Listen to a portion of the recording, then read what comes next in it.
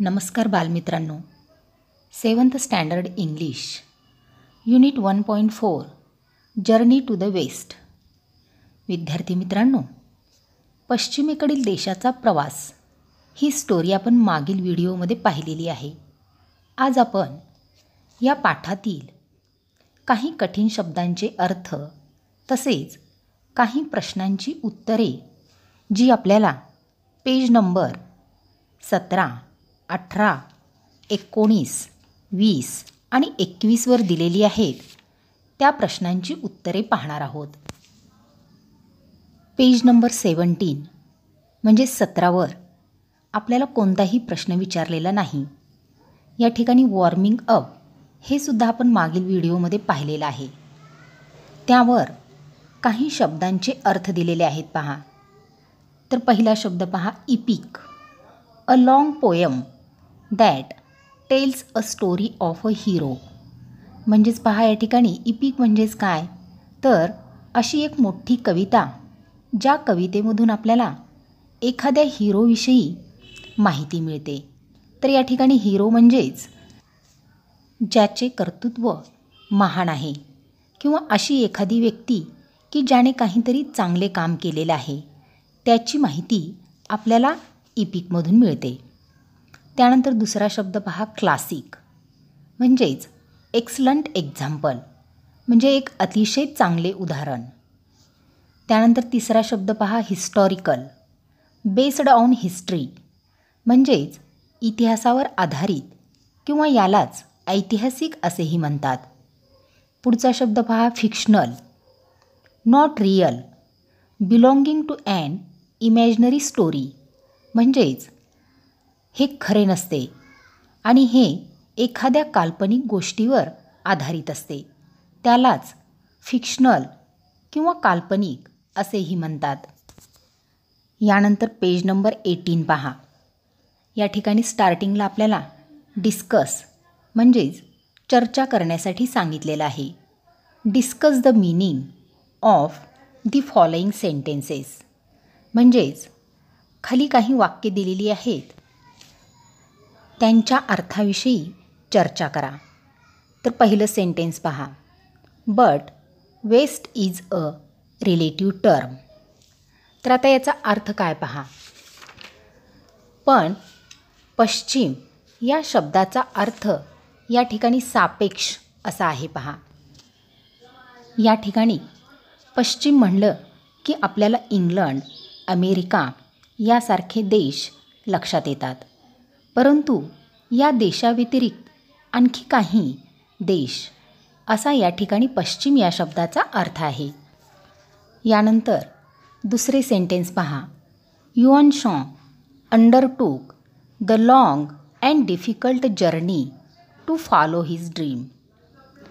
तर म्हणजेच काय की युआन शॉंगने आपल्या स्वप्नाचा पाठपुरावा करण्यासाठी म्हणजे स्वप्न पूर्ण करण्यासाठी हा प्रदीर्घ आणि खडतर प्रवास हाती घेतला. युआन शॉंगचे जे स्वप्न होते भारतात येण्याचे, तर त्यासाठी त्याने प्रदीर्घ म्हणजेच खूप मोठा आणि खडतर प्रवास हाती घेतला होता.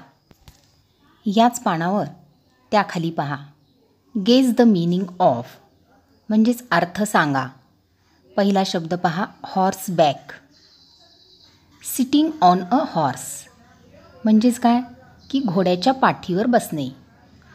त्यानंतर दुसरा शब्द स्नो क्लॅड, कवर्ड विथ स्नो, म्हणजेच बर्फाने आच्छादलेले. यानंतर या खाली एका शब्दाचा अर्थ दिलेला आहे पहा, scripture, holy, sacred books or writings, म्हणजेच धर्मग्रंथ किंवा पवित्र ग्रंथ. यानंतर याखाली एक प्रश्न आहे, व्हॉट वॉज युआन शॉंग्स ड्रीम, म्हणजेच युआन शॉंगचे स्वप्न कोणते होते. आन्सर पहा, युआन Zang wanted to take Buddhist scriptures from India to his homeland in China. म्हणजेच काय पहा, युआन शॉंगला भारतातून बौद्ध धर्माचे पवित्र ग्रंथ चीनमध्ये आपल्या मातृभूमीत नेण्याची इच्छा होती. यानंतर यापुढे पहा. थिंग्स टू डू म्हणजे तुम्हाला काय करायचं आहे पहा. Find, prepare a map of युआन Zang's travel route from China to India, in India, from India back to China. म्हणजेच युआन शॉंगच्या प्रवासाचा जो मार्ग होता त्याचा या ठिकाणी तुम्हाला नकाशा तयार करायचा आहे.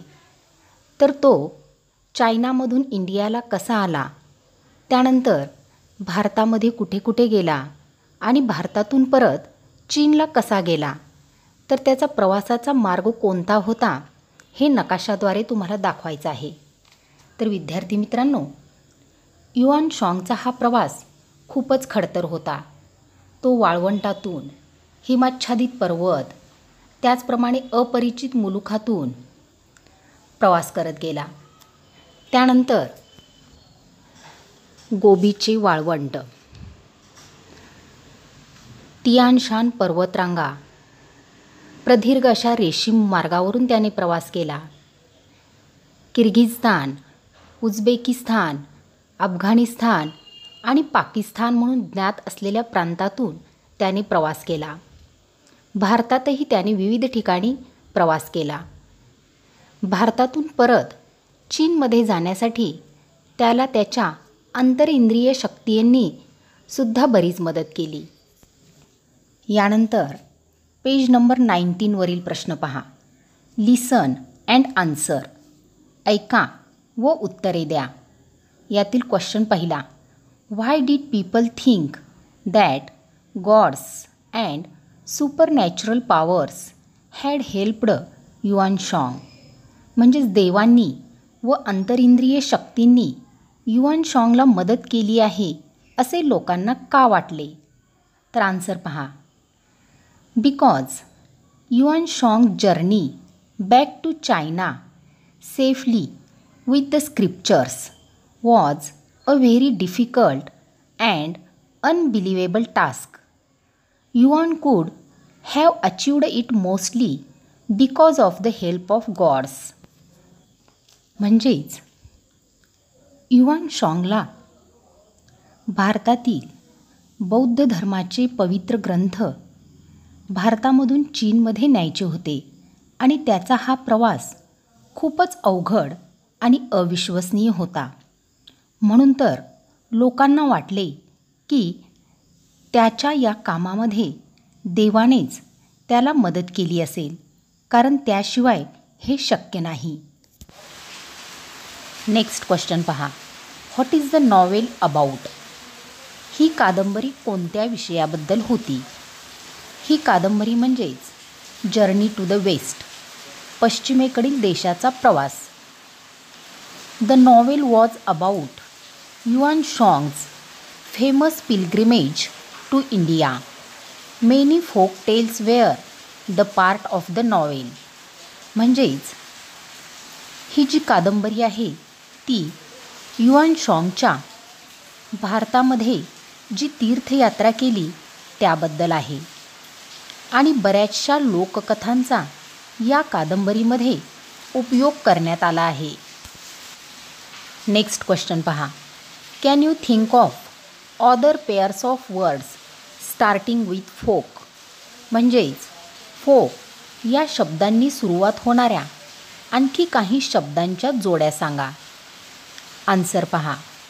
Folk song, folk dance, folk art, folk music, folk singer, folk hero and folk festival. यानंतर पुढे काही शब्द आणि त्यांचे अर्थ दिलेले आहेत पहा. Pilgrimage, a journey for a religious purpose. म्हणजेच एखाद्या धार्मिक कार्यासाठी प्रवास करणे, यालाच तीर्थयात्रा असेही म्हणतात. पुढचा शब्द डेमॉन्स, इव्हिल स्पिरिट्स म्हणजेच राक्षस किंवा भूत.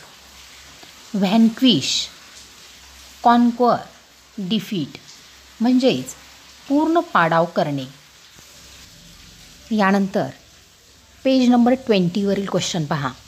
लिसन अँड आन्सर. ऐका आणि उत्तरे सांगा. यातील पहिला प्रश्न. Why have the 3 characters agreed to help युआन शॉंग. म्हणजेच त्या 3 व्यक्तींनी युआन शॉंगला मदत करण्याचे का कबूल केले. Answer. Because the kind deity Guanyin asks them to help युआन Zang in his pilgrimage to India and use their powers for his good work. If they do so, they will return to heaven again. म्हणजेच दयेची देवता असलेल्या ग्वानियनने yuan शॉंगच्या या प्रवासामध्ये त्याची मदत केली. सन वुकॉंग आणि माकडांचा राजा झू बज्जी किंवा पिग्झी आणि शा उझिंग किंवा धुळीचा साधू या 3 विशेष व्यक्तींना या दयादेवतेने हे काम सोपवले आणि ग्वानियनने या 3पैकी प्रत्येकाला एक संधी दिली आहे. या पवित्र साधूच्या भारतयात्रेत जर त्यांनी त्याला सहाय्य केले आणि या सत्कार्यासाठी जर त्यांनी त्यांच्या शक्तीचा प्रयोग केला तर ते कदाचित स्वर्गात परततील. पुढचा प्रश्न पहा. Who is the most powerful among the 3 disciplines. म्हणजेच त्या 3 शिष्यापैकी सर्वात सामर्थ्यवान कोण आहे. तर याचे answer. Sun Wukong is the most powerful among the 3 disciplines. यानंतर पुढे काही शब्दांचे अर्थ दिलेले आहेत. पहिला शब्द पहा. Cuddle. A short heavy stick. म्हणजेच याला सोटा असे म्हणतात. म्हणजेच एक वजनदार अशी लहान काठी. त्यानंतर पुढचा शब्द पहा. At will. Whenever one wants or likes as one likes. म्हणजेच इच्छेनुसार. त्यानंतर पुढील शब्द. X-ray vision. The ability to see through something. तर या ठिकाणी एक्स-रे म्हणजेच क्षकिरण. तर विद्यार्थी मित्रांनो, तुम्हाला माहिती आहे की आपण दवाखान्यामध्ये क्षकिरणाच्या साहाय्याने आपल्या शरीरातील कोणत्याही भागाचे फोटो काढतो आणि त्यावरून आपल्याला आपल्या शरीरामध्ये काय झाले आहे हे आपल्याला समजते. म्हणजेच हे एक असे उपकरण आहे की ज्याच्यामार्फत अतिशय सूक्ष्म असे आपण पाहू शकतो.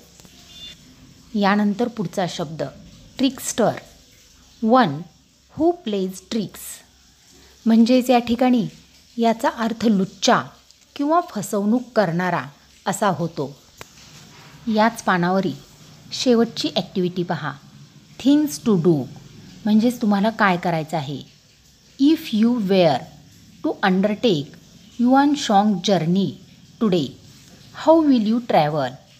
Describe it using a map or Google Map. State which modes and means of transport you will use. म्हणजेच पहा या ठिकाणी युआन शॉंगचा जो प्रवास होता तो प्रवास तुम्हाला करायचा आहे. तर तुम्ही तो प्रवास कोणत्या मार्गाने कराल. तर गुगल मॅपच्या साहाय्याने किंवा कोणकोणत्या देशातून तुम्ही जाल हे या ठिकाणी तुम्हाला मॅपच्या साहाय्याने दाखवायचे आहे. या ठिकाणी भारत आणि चीनचा नकाशा दिलेला आहे पहा. नकाशातील ठिकाणे काळजीपूर्वक पहा आणि तुम्ही चीनमधून भारतामध्ये कसे येणार किंवा कोणता मार्ग निवडणार हे तुम्ही ठरवा. तर प्रवासासाठी आपल्याला बरीचशी साधने उपलब्ध आहेत पहा. आपण विमानमार्गाने, रेल्वेने किंवा बसने सुद्धा प्रवास करू शकतो. तर ते तुम्ही ठरवा. यानंतर पेज नंबर 21वरील शेवटची ॲक्टिव्हिटी पहा. Write other expressions like happy reading. तर हॅपी रीडिंगसारखे इतर काही वाक्यप्रयोग या ठिकाणी लिहायचे आहेत. आन्सर पहा. Happy ending, happy beginning, happy journey, happy day, happy marriage, happy returns of the day, happy birthday, happy new year, happy Diwali.